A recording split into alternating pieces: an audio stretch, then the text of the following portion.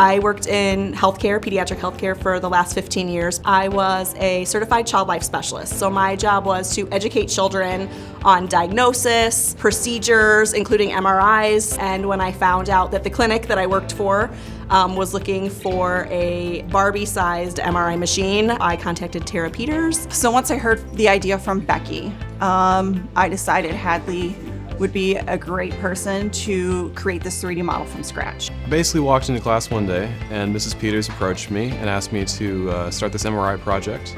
And I thought it was really cool because I love 3D printing. I do it a lot on my own at home, and I wanted to make something that would actually help somebody.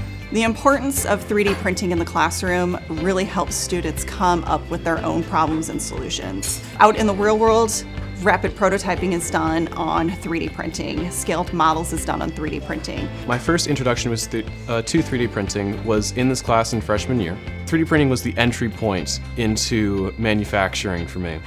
And it's really fantastic that Penn High School has all of these machines for us to work on. We would touch base each day just to see, hey, where'd you end up? Where are you going? I'd say the best part of this project was about halfway through when we got new computers.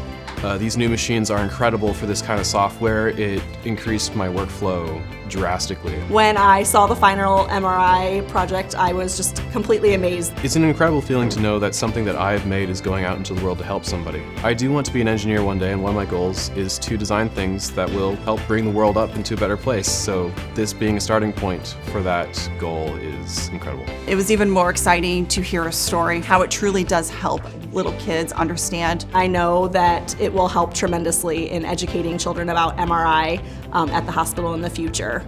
Big shout out to the technology department for always keeping great computers in my room, giving us great 3D printers and other technology so we can help people and help our students grow as learners.